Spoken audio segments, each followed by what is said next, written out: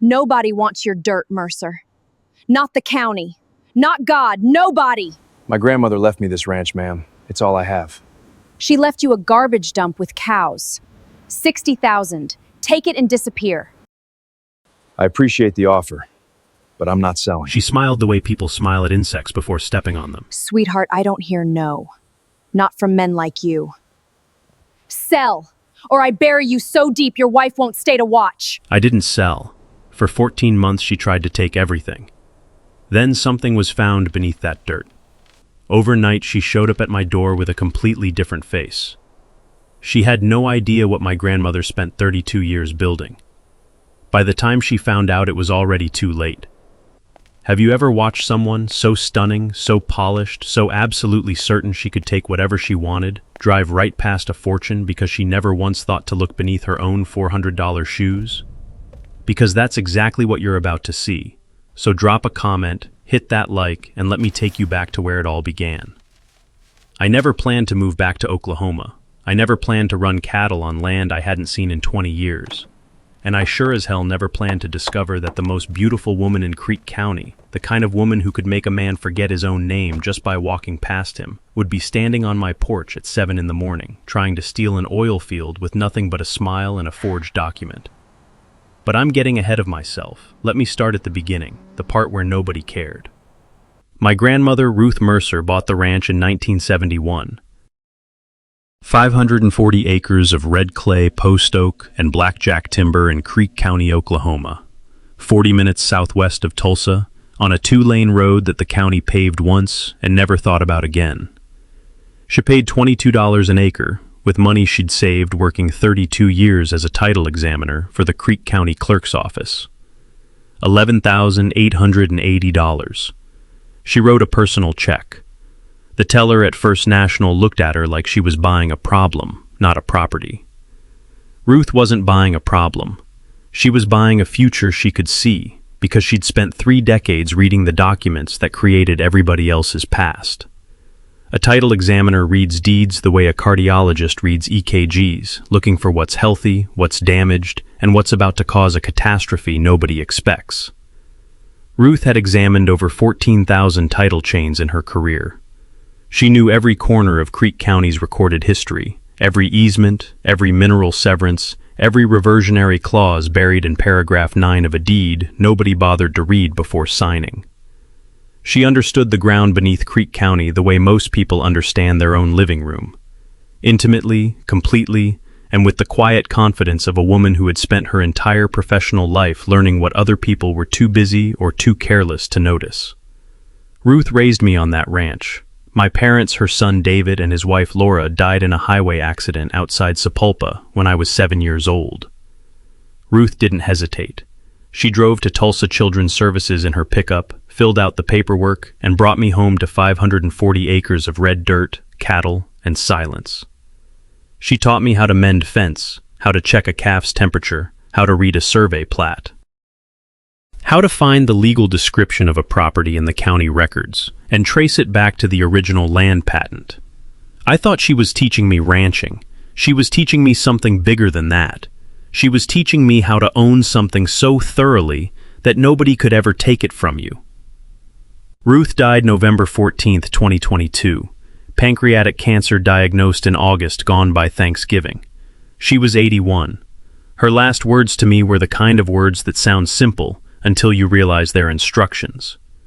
Don't let them take the ranch, Jackie. Everything you need is in the study.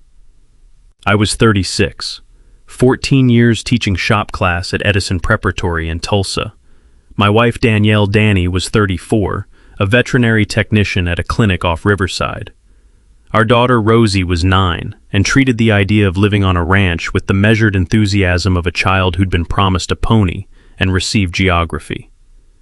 Our savings, $14,200. My mother-in-law called the inheritance a burden dressed up as a gift. She said it the way people say "bless your heart" in Oklahoma, with the technical structure of kindness and the emotional content of a restraining order. We moved to the ranch in January 2023. The house needed a new roof. The cattle pens hadn't been maintained in 3 years. The fences sagged in places Ruth couldn't reach anymore. The barn had a lean that suggested it was one strong wind away from making a decision about its future. But the land was paid off, the taxes were current. And in Ruth's study, a room the size of a walk-in closet, lined floor to ceiling with filing cabinets, was a collection of documents so carefully organized, so meticulously cross-referenced, that it looked less like a filing system and more like a legal arsenal assembled by a woman who knew exactly what was coming, even if she didn't live long enough to see it arrive. I didn't open those cabinets for months. I was too busy trying to keep the ranch from falling apart. I should have opened them sooner. The first 3 months on the ranch were the kind of education that cost sweat instead of tuition. I knew the basics from growing up with Ruth: how to run a strand of barbed wire, how to doctor a calf with scours, how to read the weather by the way the blackjacks bent in the afternoon wind. But knowing the basics and running an operation are two different things, the way knowing CPR and running an emergency room are two different things. One is a skill, the other is a lifestyle that doesn't take weekends off. I bought 12 head of Angus from a rancher named Earl Buckley 8 miles north, 400 a head. Earl threw in a salt block and told me, "Call if something's dying, otherwise you'll figure it out." That was the most supportive thing anyone said to me in Creek County for the first 6 months. Danny found work at a veterinary clinic in Sapulpa, 35-minute commute each way, on roads the county maintained with the enthusiasm of a teenager mowing a lawn. $22 an hour, no benefits. She never complained. Not about the commute, not about the salary, and not about the kitchen sink that dripped in rhythm with her heartbeat, while neither of us had the money to fix it. Rosie adjusted the way 9-year-olds adjust to anything, by deciding the situation was either an adventure or an injustice, depending on the hour. She named the cattle. Drew maps with colored pencils. Labeled the creek Rosie River. Missed her friends and a Tulsa frozen yogurt shop with an intensity that suggested frozen yogurt was a constitutional right being violated. I fixed fences, patched the barn roof, replaced the well pump when it seized $900 pulled from savings like extracting a tooth. The county assessor had the ranch valued at $620 an acre, bottom quarter, for agricultural land. The tax bill was manageable, the mortgage was non-existent, and the filing cabinets in Ruth's study sat undisturbed, their contents waiting with the patience of a woman who had spent 32 years waiting for other people to read what was right in front of them. Nobody cared about the ranch. Nobody cared about Jack Mercer. Nobody cared about 540 acres of red dirt and blackjack timber that had been sitting there since before statehood, doing nothing that anyone with a luxury mortgage and a 3-car garage considered worth noticing. Nobody cared. Until they did. And when they did, they cared with a velocity and a hunger that would have terrified me if my grandmother hadn't spent her entire life preparing for exactly this moment. Cypress Meadow Estates announced itself before you could see it, a stone and iron entry gate with gold lettering, a 16-foot water feature that used more electricity than Ruth's entire ranch, and a sign that read, "Luxury living in harmony with nature," which was approximately as accurate as calling a strip mine a meditation retreat. The development sat along the eastern boundary of my ranch, 140 homes on 320 acres that a family named Gentry had sold to a developer named Tyler Voss in 2016. The Gentrys had ranched that land for 68 years. Every ranching family hits a generation that decides comfort is worth more than continuity. The Gentrys hit theirs, and Tyler Voss built a neighborhood on their decision. The homes ranged from 380 to 650, stone facades, 3-car garages, engineered lawns requiring irrigation systems sophisticated enough to qualify as minor infrastructure projects. The clubhouse had a wine bar and a meeting room where the HOA board convened monthly to discuss violations, with the gravity of a war tribunal adjudicating lawn ornaments. The board had a president, and the president was the kind of woman you'd remember even if you were trying to forget her. Pamela Kingsley arrived on a Wednesday in late February, the kind of February afternoon in Oklahoma that can't decide if it's winter or spring, and settles for making everyone uncomfortable. I heard the Cadillac before I saw it, a pearl-white Escalade that rolled up my gravel drive with the confidence of a vehicle that had never been driven anywhere it didn't deserve to dominate. vanity plate, PMLAK. She stepped out the way a Victoria's Secret model steps onto a runway in a country she intends to colonize. Slowly, deliberately, and with the absolute certainty that every pair of eyes within line of sight existed for her benefit. Pamela Kingsley was 34 years old, and the most physically stunning woman I had ever seen in person. Not pretty, not attractive, stunning the way a lightning strike is stunning. The kind of face that made men walk into doors and women reach for a mirror. High cheekbones cut like architecture, full lips that looked engineered by a god who moonlighted in cosmetic surgery. Eyes the color of single malt Scotch amber, warm and absolutely lethal. Skin like polished porcelain that had never been exposed to manual labor, Oklahoma wind, or a single moment of self-doubt. She was 5'10" in flats, 6 feet in the nude patent Louboutin stilettos she wore to my gravel driveway. Heels so red-soled and sharp they could have performed surgery. Each step pressing $400 divots into the caliche, like the world's most expensive animal tracks. Her platinum blonde hair was blown out to a high-gloss perfection that probably cost $300 every 2 weeks, and looked like it had been styled by the same team that did magazine covers. She wore a cream Chanel blazer, tailored so precisely it looked like it had been sewn while she was wearing it. A silk Hermes scarf in burnt orange, because even this woman's accessories had to match Oklahoma, and a Cartier Ballon Bleu watch she consulted during our conversation, the way an executioner checks the clock. Not because she needed the time, because she needed me to know my time was running out. On her arm, a Birkin bag, not a knockoff, a $42,000 Hermes Birkin in gold Togo leather that she set on my grandmother's porch railing like it was a briefcase full of authority. That bag cost more than my truck, my savings, and my annual salary combined, and she placed it on sun-bleached wood without a moment's hesitation, because Pamela Kingsley had never once in her 34 years on this earth encountered a surface she considered beneath her until she met 540 acres of Mercer Ranch. She had been HOA president for 4 years, elected unopposed each time, because running against a woman who looked like that, talked like that, and whose husband was the county commissioner was like challenging a queen to a game where she wrote the rules, owned the board, and had already decided the outcome before you sat down. In those 4 years, she had filed 224 violation notices, a number she tracked in a color-coded spreadsheet she updated weekly and presented at board meetings the way a general presents a body count. She kept the spreadsheet on her phone. She'd show it at dinner parties. 224. She was proud of that number, the way a hunter is proud of a wall of mounted heads. Except Pamela's trophies were living people, whose only crime was failing to meet standards set by a woman who'd never once set a standard for herself that didn't involve a mirror. She fined a 71-year-old retired schoolteacher named Gloria Haddix $150 for a bird bath. A bird bath. The woman had buried her husband of 43 years 2 months earlier and put a ceramic bird bath in her front yard because the birds reminded her of him. Pamela cited it as unapproved decorative installation and smiled when she handed Gloria the notice, a smile so perfectly white, so cosmetically flawless that you could almost forget the human cruelty behind it. Almost.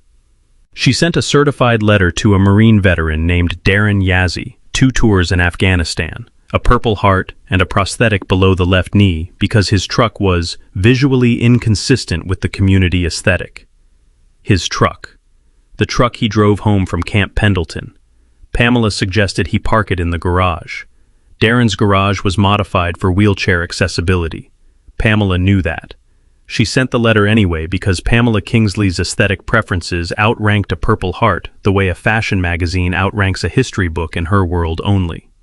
She told a single mother named Keisha Tate that her 11-year-old son's basketball hoop was a safety liability and visual disruption and needed removal within 72 hours. Keisha's son Marcus had just made the school team. He carried the hoop to the garage that afternoon. Pamela drove past the empty driveway in her Escalade, checked her Cartier, and kept moving.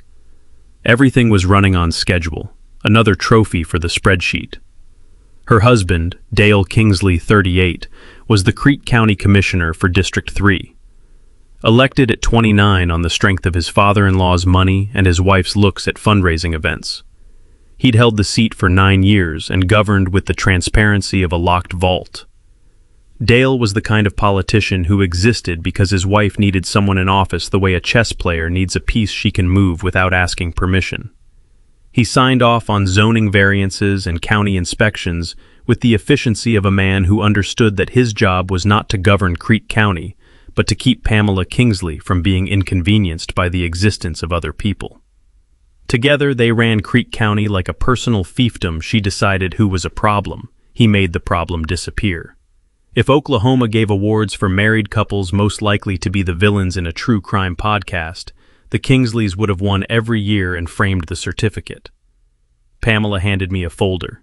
Inside was a one-page offer, $60,000 for 540 acres, $111 an acre.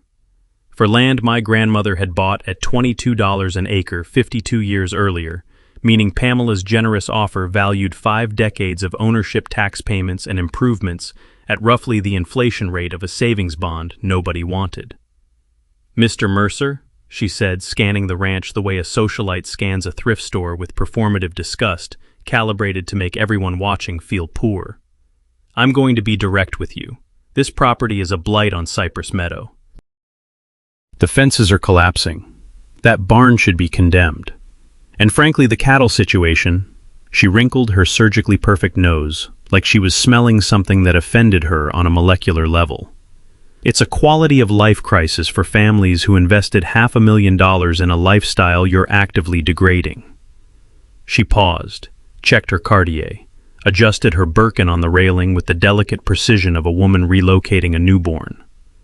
"Nobody wants this land, Mr. Mercer. Nobody's going to want it. I'm doing you a kindness." She said kindness the way a loan shark says favor, the way Pamela Kingsley said everything with a smile so dazzling it could distract you from the knife behind her back. I told her no, politely, the way Ruth would have told her, with a smile and a handshake, and not a single word more than necessary. Pamela's amber eyes went flat.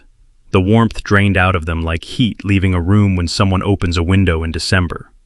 For 1/2 second, I saw the woman behind the Chanel and the Birkin and the blow-dried perfection, and that woman was furious. Not frustrated, not disappointed, furious. The kind of fury that lives behind beauty, the way a wasp lives inside a flower, hidden, patient, and venomous enough to make you regret every step that brought you within range. She put on her sunglasses, Tom Ford dark enough to eclipse whatever her eyes were doing, turned on her Louboutin heels so sharply the caliche crunched like a bone breaking, and walked back to the Escalade. She didn't say goodbye. People like Pamela don't say goodbye. They say, "You'll hear from me," which is what she said through her window before the Escalade rolled back down the drive, leaving 2 perfect Louboutin-shaped holes in my grandmother's gravel, like the footprints of something predatory. Danny was standing in the kitchen doorway. She'd heard every word. "She's going to be a problem," Danny said. "She's going to try," I said. The first attack came 5 weeks after I said no to Pamela Kingsley's $60,000 insult. A Creek County code enforcement officer named Phil Granger pulled up to the ranch on a Thursday morning in April. He drove a white county truck with a clipboard on the passenger seat and the expression of a man who had been sent somewhere he didn't want to go by someone he was too afraid to say no to, and that someone was 34, gorgeous, and married to his boss's boss. Phil was 53, overweight, and sweating in a polo shirt that the county had apparently ordered in a size designed for a different, significantly smaller Phil. He walked the property slowly, taking photographs of the barn, the cattle pens, the south fence line, and the old equipment shed where Ruth had stored a tractor that hadn't started since Obama's first term. He cited me for 4 violations: overgrown vegetation within 50 feet of a residential boundary, a dilapidated structure posing a safety hazard, failure to maintain perimeter fencing to county standard, and this was the one that told me everything I needed to know: accumulation of agricultural waste material inconsistent with surrounding land use character. That last violation meant the cattle. Pamela Kingsley had convinced Creek County's Code Enforcement Division that 12 Angus cattle on 540 acres of agriculturally zoned land constituted a waste management crisis. 12 cattle on 540 acres. That's 1 cow per 45 acres. A density so low the cattle probably didn't know each other existed. But Pamela Kingsley's nose had been offended, and in Creek County, when Pamela Kingsley's nose was offended, the county government treated it with the urgency of a chemical spill. The citation came with a compliance order, correct all violations within 30 days, or face fines of $200 per day. The order was signed by the county administrator's office and CC'd to Commissioner Dale Kingsley, District 3, because of course it was.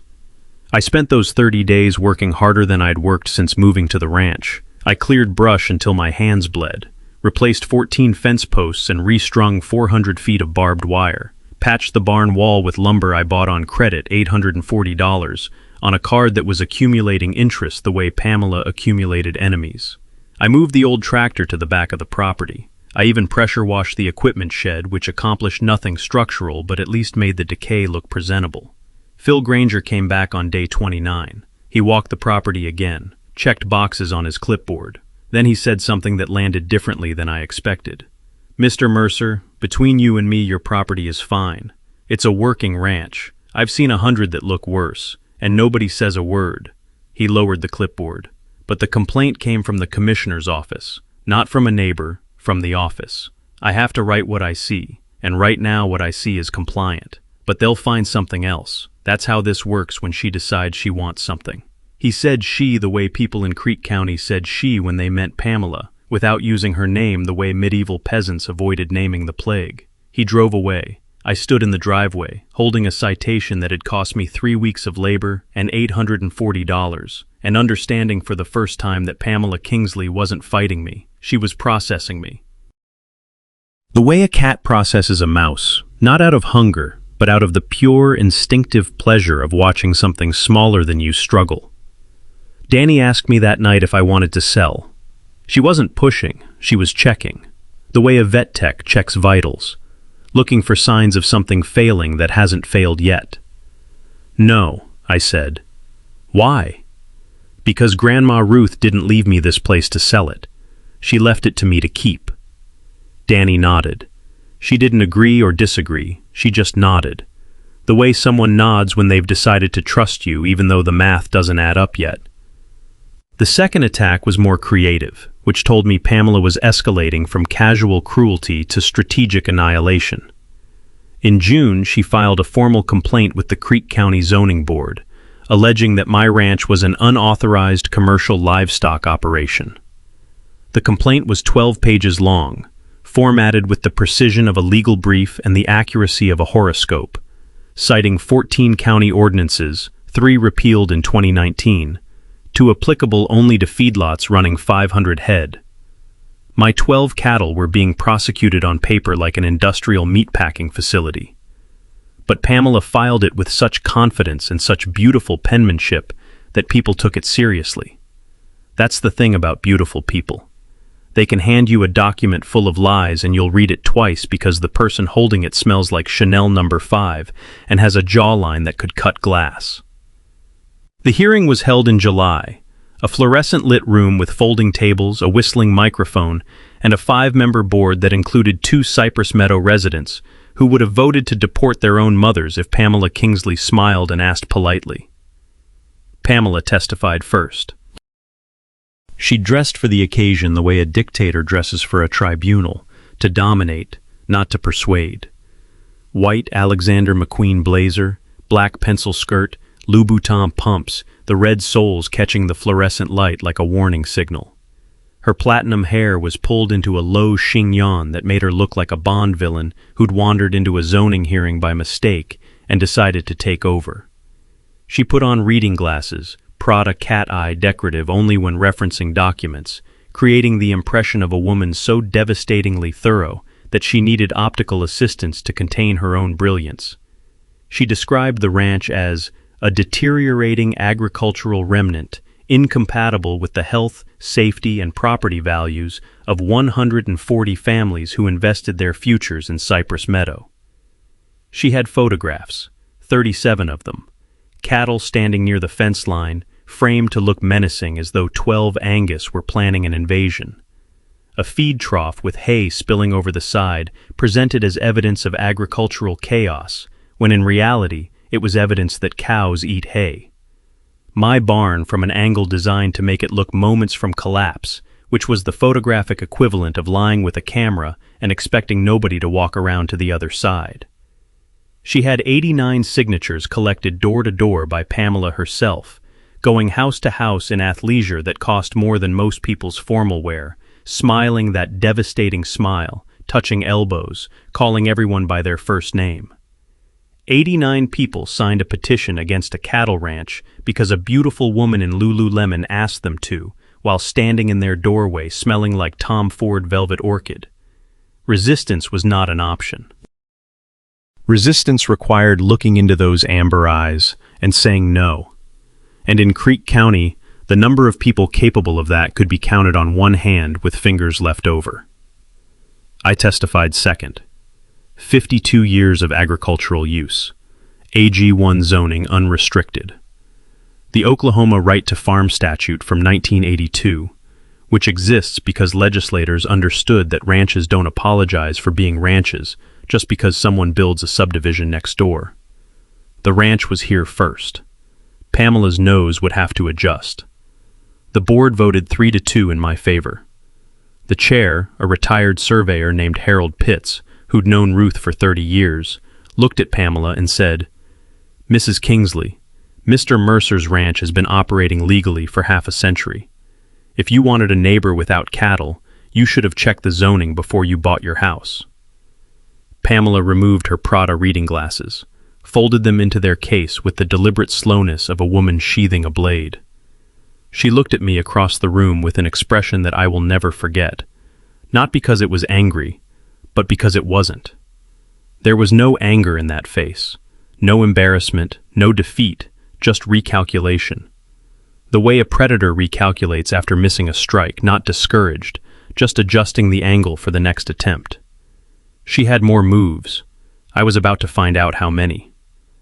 The petition arrived in September. Not a complaint this time, not a zoning challenge, a formal petition to the Creek County Board of Commissioners, requesting that my ranch be reclassified from agricultural to blighted, a designation that would trigger a mandatory county assessment, suspend my agricultural tax exemption, and initiate proceedings for a tax lien sale. A tax lien sale. The most beautiful woman in Creek County. A woman who spent $42,000 on a handbag was trying to have my grandmother's ranch seized by the government and sold at auction for $60,000, so she wouldn't have to smell 12 cows.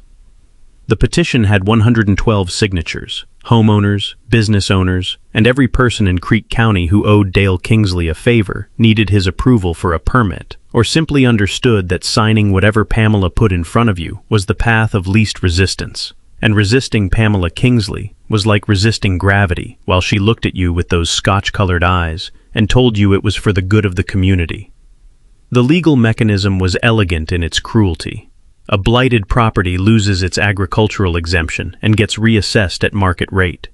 My tax bill would jump from $3,400 to north of $30,000, a number I couldn't pay, a number nobody running 12 cattle could pay. And when you can't pay, the county files a lien and your grandmother's ranch goes to auction, where a woman carrying a Birkin could buy it for pennies and never think twice about the family she erased. Pamela wouldn't even need to buy it herself. She just needed the county to take it from me. The way a vulture doesn't kill the animal, it just waits. I couldn't afford a lawyer, but I found a name, Margaret Chen, on an index card tucked inside a filing cabinet labeled, "When They Come For It." That label told me Ruth had known someone would come, and she'd spent her life getting ready. Margaret's office was on the 14th floor of a glass tower in Oklahoma City. She was 58, Chinese American, 5'2", and possessed the legal temperament of a woman who had spent 30 years telling oil companies things they didn't want to hear and sleeping perfectly fine afterward. She read the blight petition in 4 minutes.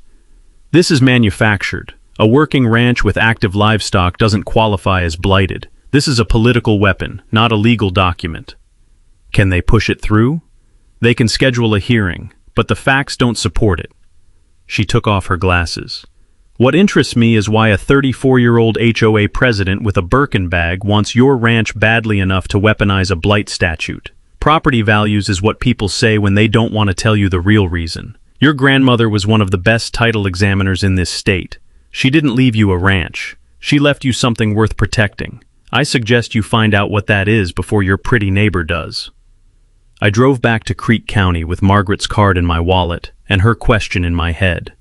The answer was in Ruth's study. It had been there the whole time. I opened Ruth's filing cabinets on a Saturday night in October while Danny was putting Rosie to bed, and the Oklahoma wind was pushing against the house like it wanted to come in and sit down. 11 cabinets, each labeled in Ruth's handwriting, precise small caps. The labels read like chapter headings in a book nobody had opened. Ranch deed, original, mineral rights Mercer, mineral rights Gentry Parcell, survey records, geological notes, reversionary clauses, well logs Creek County, correspondence private, tax records, development agreement Voss, when they come for it. That last label. I started there. Inside was a single manila folder containing 4 documents and a letter. The first document was the deed by which the Gentry family purchased their 320 acres in 1948. Paragraph 7 contained a reversionary mineral clause. If the surface was ever sold for non-agricultural use, the mineral rights would revert to the owner of the adjacent parcel, holding the longest continuous agricultural operation. When the Gentrys sold to Voss in 2016, that owner was Ruth Mercer. 52 years of unbroken ranching. The clause, dormant for 68 years, activated the moment Voss broke ground on Cypress Meadow. The second document was Ruth's mineral interest claim, filed April 19, 2017, 5 months after the Gentry sale. Recorded in Book 4, 417, page 312, 47 paragraphs. The most carefully constructed mineral claim in Creek County history, written by a woman who had spent 32 years learning how other people's claims failed so she could build one that wouldn't. The third document was a mineral rights reservation on the Mercer Ranch itself, including a provision that anyone who attempted to assert mineral interest through fabricated or forged documentation would face treble damages under the Oklahoma Deceptive Trade Practices Act, with attorney's fees recoverable and the burden of proof shifted to the claiming party. Ruth had built a legal trap, not for oil companies, not for the government, for anyone who came after the minerals with dirty hands. She'd built a Venus flytrap out of legal filings and notary stamps, and she'd left it open and waiting for exactly the kind of person who would walk into it wearing $400 shoes. The fourth document was a geological survey well logs, seismic data, geological cross-sections assembled from public records over 20 years. Ruth had annotated every page, highlighted formation depths, drew arrows pointing to a layer labeled WFS Woodford Shale Formation at approximately 4,200 feet. Ruth knew there was oil. The letter was last, handwritten, undated, addressed to me. Jackie, if you're reading this, I'm gone, and someone is trying to take the ranch. I expected that. I spent my whole career watching people fight over land, and the ones who win aren't the ones with the most money or the loudest lawyers. They're the ones who filed first, filed correctly, and never told anyone what they filed. The ground under this ranch is worth more than every house they built next door. I didn't tell you because I wanted you to come back for the right reason, because it's home, not because it's valuable. But now that you're here, it's time you knew. Don't sell the minerals, Jackie. Not for any price, not for anyone. And if a woman with expensive shoes and a politician husband comes knocking, check the cabinet labeled reversionary clauses. I already took care of her. Love, Grandma Ruth. I sat in that study for a long time. The wind pushed against the house. The cabinets stood around me like sentinels, and I understood what Ruth had spent her whole life building. Not a ranch, a fortress, made of paper, ink, notary stamps, and the quiet genius of a woman who read 14,000 deeds and understood something that a 34-year-old woman in Louboutins would never understand. The ground always belongs to the person who knows what's under it. I called Margaret Chen on Monday. She spent 3 hours reading. When she finally looked up, she took off her glasses and said 6 words. Your grandmother was a genius. The mineral claim was airtight. The reversionary clause upheld by Oklahoma courts 3 times. Ruth had cited all 3 cases and built the answer into the document before the question could be asked. She built a litigation-proof legal structure, Margaret said. The reversionary interest gives you the minerals under Cypress Meadow, 320 acres. Combined with the Mercer Ranch, 540, you control the mineral estate under 860 acres of Creek County, including every square inch beneath Pamela Kingsley's house. That last sentence. I asked Margaret to repeat it. She did, with the faintest trace of a smile, the legal profession's equivalent of an evil laugh. Margaret recommended a seismic survey. Osage Exploration out of Bartlesville ran it free in exchange for first refusal on a lease.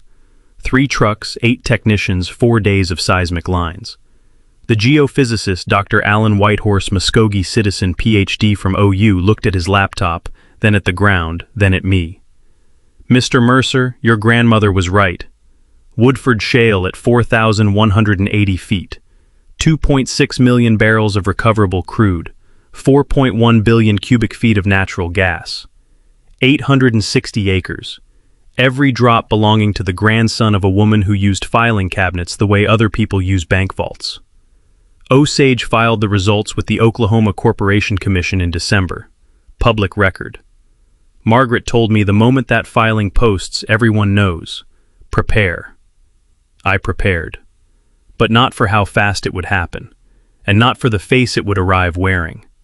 The filing posted on a Tuesday. The Creek County Register ran it on Wednesday, front page, seismic survey reveals major oil deposit beneath Creek County Ranch. By Wednesday evening, my phone had 17 missed calls, 3 media, 2 oil companies, 4 neighbors who hadn't spoken to me in 14 months. And the only one that mattered, from a number attached to every complaint, every citation, every petition, that had made the last year of my life a masterclass in bureaucratic persecution. Pamela Kingsley called at 6:47 p.m. I didn't answer. She showed up at 7 the next morning. I was in the barn feeding cattle when I heard the Escalade. Same pearl white, same chrome, same gravel announcement. But when Pamela stepped out, I almost didn't recognize her, and I don't mean that as a compliment. The Louboutins were gone. She wore ballet flats, brown suede, soft, the kind of shoes a woman wears when she's come to beg but wants it to look like she's come to chat. The Chanel blazer was replaced by a cream cashmere sweater, the neckline just low enough to suggest warmth, intimacy, the kind of outfit you'd wear to seduce a man into signing away a fortune.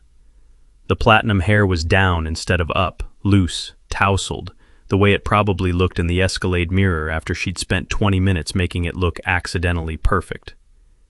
Even her perfume was different, something softer, warmer, a fragrance designed to make you lean in rather than step back. She'd rebranded overnight, 14 months of Louboutin warfare, and in 24 hours she'd converted to cashmere diplomacy, like a dictator who discovers the revolution has already started and throws on a peasant shirt. The transformation was so complete, so precisely calibrated, so insultingly transparent, that I had to look away to keep from laughing. This woman had spent a year trying to destroy me, and now she was standing on my porch dressed like she'd come to bring me soup. "Jack," she said, "not Mr. Mercer, Jack. First name basis, 14 months of saying Mr. Mercer, the way a queen addresses a servant, and now it was Jack, spoken with a breathy, familiar warmth that she must have practiced in her bathroom mirror, because nothing that rehearsed occurs naturally, not even in a woman whose entire existence was a performance. She was smiling, not the Cartier-checking, violation-filing, petition-circulating smile, a new smile, wider, warmer, the smile of a woman who has just discovered that the man she's been trying to bury is sitting on a fortune, and the fastest way to that fortune runs through his front door. It was a spectacular smile, 34 years old, professionally whitened, framed by a face that belonged on a magazine cover, and it was absolutely, completely, catastrophically fake, like a silk flower in a crystal vase, perfect to look at, dead on the inside. She had a folder, different from the last one. This one contained a partnership proposal, 50-50 mineral rights with Pamela as managing partner with sole authority over everything. In exchange for surrendering half an oil field and all control, Jack Mercer would receive community partnership status and priority access to Cypress Meadow amenities, a pool membership. She was offering me a pool membership for an oil field. The mathematical audacity alone deserves some kind of award, a Nobel Prize in shamelessness perhaps, or a Congressional Medal of Entitlement. But the folder contained a second document, and this was the one that made Margaret Chen's phone ring within the hour. A declaration of subsurface interest, claiming that the original Voss development agreement granted Cypress Meadow vested mineral interest in any subsurface resources within 1 mile of the subdivision, signed by Tyler Voss, notarized by a woman whose commission had expired in 2019, a forgery. A fabricated document designed to steal mineral rights worth tens of millions of dollars, prepared by a woman who'd spent 14 months calling the same dirt worthless, handed to me on my porch at 7 in the morning by a 34-year-old in cashmere and flats, smiling like she was doing me a favor again. The sheer, breathtaking arrogance of it, the utter, bone-deep belief that she could walk onto my grandmother's land with a fake document and a push-up bra and take what didn't belong to her because she was Pamela Kingsley, and taking things was what she did. She'd spent a year trying to destroy me, failed, and then showed up overnight wearing a different costume and expected me not to notice. As if beauty was a legal defense. As if Louboutins and cashmere and $42,000 handbags made forgery less criminal. I told her I'd review the proposal, politely, the way Ruth would have. Then I went inside, scanned every document, and emailed them to Margaret Chen. Margaret called back in 20 minutes. "Jack," she said, and I could hear the smile in her voice, the cold, surgical smile of an attorney who has just been handed a gift-wrapped case by the opposing party. "She just handed you everything." Margaret filed 3 actions in December, timed to land simultaneously like a legal airstrike. First, a quiet title action confirming the Mercer mineral estate under both parcels. 47 pages of litigation-proof precision built on Ruth's framework. Second, an ethics complaint against Dale Kingsley, 17 documented instances of using his office for Pamela's personal campaign. The detail that made the Ethics Commission investigator set down his coffee Dale had signed, a county memo recommending accelerated disposition of the Mercer Ranch 2 weeks before the seismic filing went public. He'd been trying to force a tax sale before the oil discovery became public knowledge.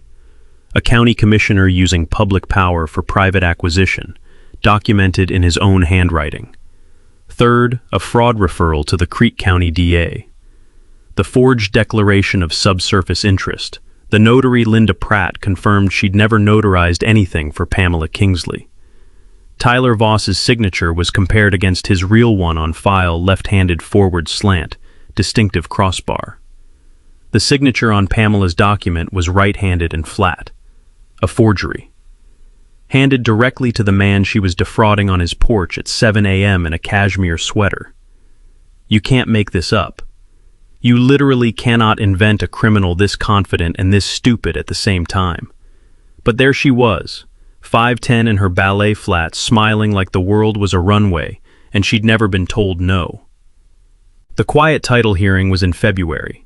Pamela hired 3 Tulsa attorneys in charcoal suits who billed $600 an hour and arrived with the confidence of men who had never lost a mineral rights case in Creek County, primarily because they had never tried one. Margaret Chen had tried 47. The hearing lasted 2 days. Margaret presented Ruth's documents like a museum presents crown jewels, reverently, devastatingly. The reversionary clause, the mineral claim, 20 years of geological records, an unbroken chain of title from 1848 to the present. Pamela's attorneys argued the clause was archaic. Margaret cited Harjo v. Prairie Wind Energy, 2009. The grantor's intent clearly expressed in the language of the deed controls. Reversionary mineral clauses are enforceable as written. The judge, the Honorable Catherine Birdsong, 17 years on the bench, ruled from the bench. The mineral estate under both parcels belongs to the Mercer Family Trust. The reversionary clause is valid. The respondent's counterclaim is denied. She paused, looked directly at Pamela, at the woman who had walked into this courtroom in a Carolina Herrera dress and Cartier earrings, as though justice was a fashion show, and she was the featured model. And Mrs. Kingsley, the court is referring the declaration of subsurface interest to the district attorney. Forgery in a mineral rights proceeding is a felony in this state. I strongly suggest you speak with a criminal defense attorney before your next filing. I watched Pamela's face. I watched it the way you watch a building demolition, with fascination, with anticipation, and with the understanding that what you're seeing cannot be unseen. The smile disappeared first. Then the color drained from those perfect cheekbones, the porcelain going from polished to pale in about 3 seconds.